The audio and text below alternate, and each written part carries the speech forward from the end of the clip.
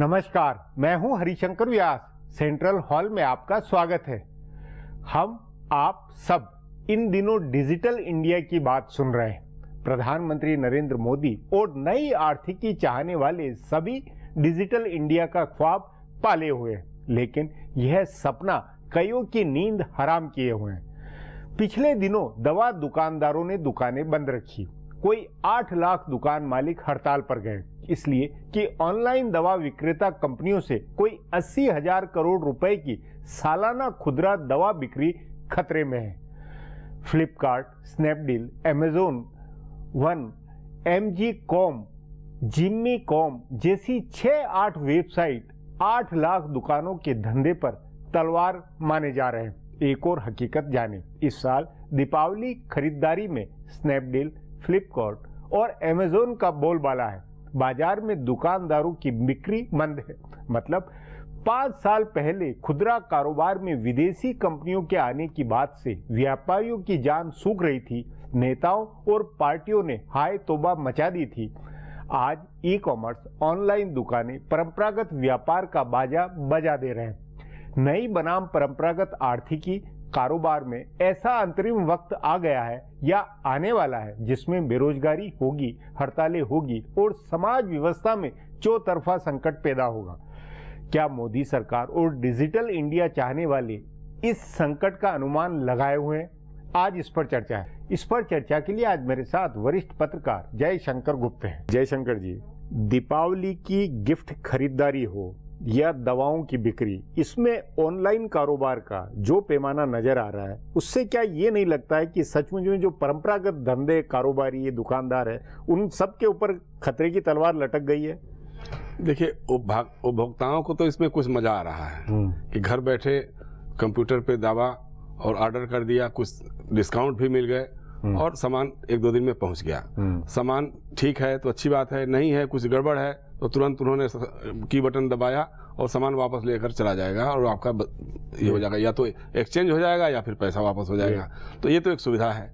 दूसरी तरफ ये भी है कि उनको बाजार जाने से, जैसे मान लिया कि किसी भरे बाजार में आप जाइएगा, लक्ष्मी नगर जाइए या सरोजनी नगर, कहीं भी जाइए तो गाड़ी पार्क करिएगा। दीपावली में वैसे ही बहुत मारामारी रहती है, भीड़ और ट्रैफिक दिक्कत।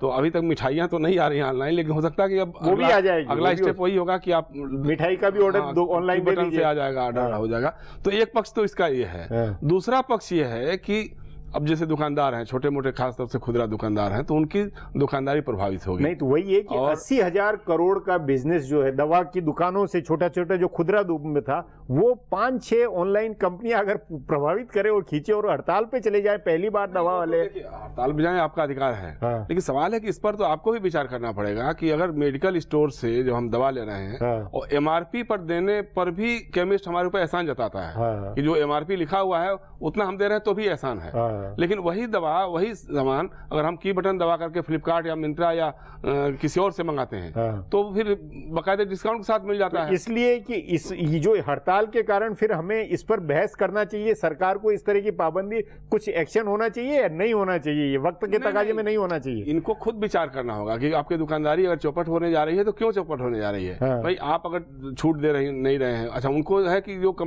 ऑनलाइन कंपनियां हैं उनको इंफ्रास्ट्रक्चर उतना डेवलप करने की जरूरत नहीं होती है, तो चला रहे हैं अपना, उनकी लागत कम होती है, उनकी लागत भी कम होती है। लेकिन बुनियादी सवाल है कि जब विदेशी कंपनियों के खुदरा कारोबार में आने पर इतना हल्ला हुआ, ये तमाम हुआ, और आज डिजिटल इंडिया का नारा है, तो उससे जो चेंज होगा संस्थागत, मतलब जो उसका क्या करेंगे फिर? देखिए, अंततः तो ये भी होगा कि सब्जियां भी ऑनलाइन आ जाएगी। हो सकता है, लेकिन भारत की जो भौगोलिक और सामाजिक परिस्थिति है उसको देखते हुए तो आप अभी दूर की कौड़ी लगती है। अभी शहरों में हो सकता है, अब आप जाकर के बिहार के किसी कस्बे में या किसी शहर में, यूपी के किसी, नहीं वो ठीक है, लेकिन तो जहाँ धंधा है, जहाँ बिजनेस है, वहाँ तो प्रभावित होगा, कंपटीशन मिलेगा। हाँ बिल्कुल, कंपटीशन मिलेगा, तो इससे उपभोक्ता को तो फायदा है। लेकिन अब ये अगर इनको है तो इनको बाजार के हिसाब से आपको ढालना पड़ेगा। नहीं तो उसमें राजनीतिक जमात, समाज, राष्ट्र, राज्य, आर्थिकी, कर्णधार, नीतिगत कुछ हो सकता है या नहीं करना चाहिए?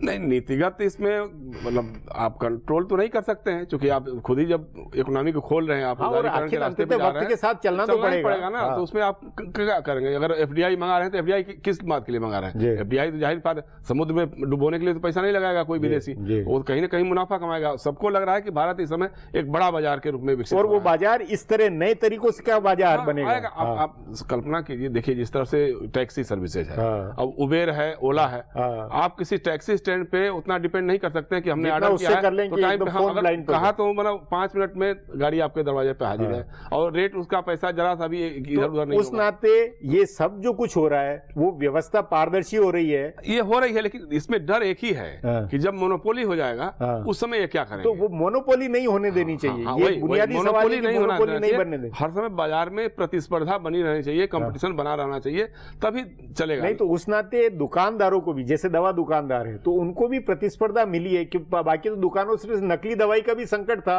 बहुत भारी भयावह था, वो भी सब कंपटीशन में अब सुधरेंगे। हाँ सुधरेंगे, उनको सोचना पड़ेगा कि भाई एमआरपी जब हम देते थे तो हम एहसान करते थे, अब देखिए अब बहुत सारे आप जाइएगा केमिस्ट 10% की छूट ऐसे दे देते हैं, अब दवाएं ले रहे हैं तो 10% ऑफर करते हैं, भाई 10% हम छूट दे दें। तो ये चेंज आया, ये चेंज आया है, तो ये चेंज एक तरह से अच्छे के लिए, स्वागत के लिए। उपभोक्ता की तो चांदी है, उपभोक्ता तो उसमें कोई दो नहीं, घर में बैठा हुआ है, मिलाकर हर जनता, हर व्यक्ति उपभोक्ता चाहता है। हाँ ठीक है, आज हम किसी से कुछ खरीद रहे हैं, किसी को बेच रहे हैं तो भी किसी से खरीद रहे हैं, तो वो तो है ही है। दूसरी तरफ जो कंजेशन हो रहा है ना बाजारों का, जो गाड़ियों की पार्किंग की समस्या हो रही है या जो भीड़ बढ़ रही है, तो उसमें कमी ला सकता है, लेकिन वही है कि बाजार को रास्ता तो बनाना पड़ेगा, बाजार टूटेगा नहीं, बाजार कभी मिटेगा नहीं। लेकिन जब राजीव गांधी के समय भी कंप्यूटर के आने के साथ में जो बेरोजगारी के खतरे का एक हुआ था, तो ये नई आर्थिकी, मतलब एक परंपरागत और नई आर्थिकी के बीच का जो ये ट्रांजिशनल फेज है, इसको डिजिटल इंडिया के प्लानिंग में के दौरान में कैसे सोचा जाए, कैसे डिजिटल इंडिया का इससे थोड़ा सा ऑनलाइन बिजनेस से थोड़ा सा लगे, वो उसके और भी फॉर्मेट, वो भी सब जगह ई गवर्नेंस हो, उसमें भी जिस तरह से आप 4.5 लाख रुपए लगाने की बात कर रहे हैं, देश का जो हमारा बजट है उसका 1/4 से उसी पर अधिक चला जाएगा, तो अच्छी बात है, उसमें कोई दरार नहीं। लेकिन उसके लिए आपको पहले देश में जो आधारभूत सुविधाएं हैं, बुनियादी ढांचा है, सड़क है, बिजली है, पानी है, दवा है, स्कूल है, शिक्षा है, इन सारी व्यवस्थाओं को अभी भी आप देखिए ना, हमारे देश में जो साक्षर को माना जाता है ना, जो अक्षर को पहचान ले, तो वो 74% है, यानी कि अभी भी हमारे पास 26% लोग इलिटरेट, वो भी नहीं है। तो इसमें 74% में कितने लोग कंप्यूटर लिटरेट हो सकते हैं? ये बहुत वो तो खैर बहुत है, तो इसलिए अभी उस पर जितना हो सकता है ठीक है, स्वागत के योग है। लेकिन अगर इस तरह के आंदोलन हो, हड़ताल हो, ये हो, तो समाज को और देश को या नीति निर्धारकों को इस पे ज्यादा विचार करने की या नए पाबंदियां लाने की ब्यूरोक्रेसी, हमको क्या हासिल होने वाला? ठीक है, उनका ये कहना है कि नहीं, प्राइवेट इस तरह ऑनलाइन बिक्री का अधिकार नहीं होना चाहिए। क्यों नहीं होना चाहिए? वो भक्ता पूछेगा ना कि अगर हमको जिस सामान पे 30% 40% छूट मिल रही है और सामान वही मिल रहा है जो लाला जी आप दे रहे हैं, तो हम फिर उससे क्यों नहीं लेंगे? आपसे हम क्यों लेंगे? आपसे हमारी कोई रिश्तेदारी तो है नहीं। हाँ ये जरूर है, दूसरी चीज ये है कि जो ऑनलाइन बिजनेस है उसको भी अपनी मतलब उस पर नजर रहे, पारदर्शिता रहे और उत्पाद क्वालिटी, जैसे दुनिया के और देशों में जो है आप क्वालिटी को बहुत महत्व देते हैं। हमारे यहाँ भी जैसे माल्स जो फेल हो रहे हैं या बिग बाजार वगैरह जो भी है, तो आप रेट तो कम कर देते हैं, लेकिन क्वालिटी बहुत घटिया होती है। उसके लिए कंज्यूमर प्रोटेक्शन वो होना चाहिए, कहीं ना कहीं से वो प्रोटेक्शन आपको करना पड़ेगा। जी जयशंकर जी, बातचीत को यहीं समाप्त करेंगे। प्रोग्राम में आने के लिए बहुत बहुत धन्यवाद। हमारा प्रोग्राम अब यहीं खत्म होता है।